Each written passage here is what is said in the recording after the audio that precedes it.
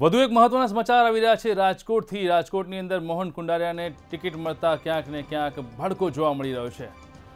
વાંકાનેર ખાતે જીતુ સોમાણીએ યોજી હતી સભા, જેને લઈને ખાસ કરીને રાજકોટમાં અત્યારે હાલમાં મોહન કુંડારિયાના નામની ચર્ચા થતા અને તેમને ટિકિટ મળતા ભાજપમાં ભડકાની સ્થિતિ પ્રવર્તી છે। 35 જેટલા ભાજપના આગેવાનો સાથે સભા યોજવામાં આવી હતી। મહત્વની વાત છે કે મોહન કુંડારિયાને ફરી રિપીટ કરતા ક્યાંક ને ક્યાંક રોષનો માહોલ જોવા મળી રહ્યો છે। રાજકોટમાં પણ મોહન કુંડારિયાને લઈને અત્યારે હાલમાં ભાજપમાં ભડકો જોવા મળી રહ્યો છે। જીતુ સોમાણી ભાજપ છોડે તેવી પૂરી શક્યતાઓ અત્યારે હાલમાં વર્તાઈ રહી છે।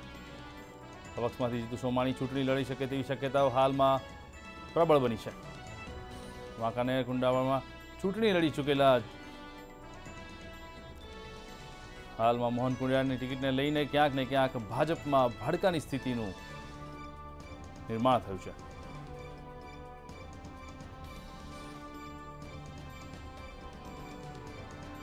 મોહન કુંડારિયા જેને ફરીથી એકવાર ટિકિટ આપવામાં આવી છે અને તેના કારણે ફરી એકવાર રાજકોટની અંદર ભડકાની સ્થિતિનું નિર્માણ થયું છે।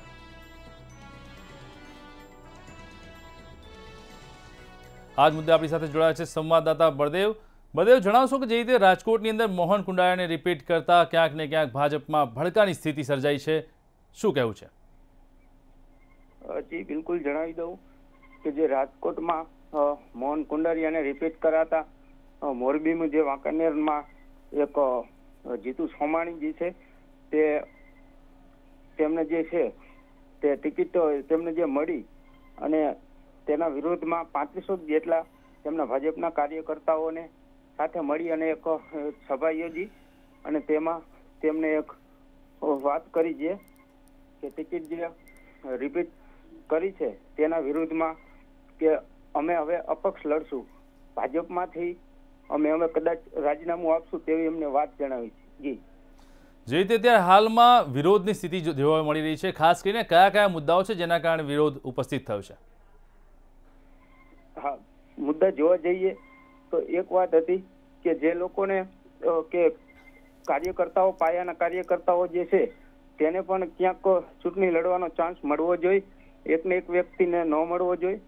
બીજું એ કે એક ગંભીર આક્ષેપ પણ કરવામાં આવ્યો હતો મોહન કુંડારિયા પર કે ગત વિધાનસભાના જે ઉમેદવાર હતા ભાજપ તરફથી જીતુ સોમાણી, તો તેઓનો એક ગંભીર આક્ષેપ પણ હતો કે હું મોહન કુંડારિયાના હિસાબે જ વાંકાનેર જે વિધાનસભા છે તે હાર્યો હતો। જી ચોક્કસથી જે રીતે અત્યારે હાલમાં આ સ્થિતિનું સર્જન થયું છે, ખાસ પક્ષ દ્વારા કોઈ કાર્યવાહી કરવામાં આવી રહી છે?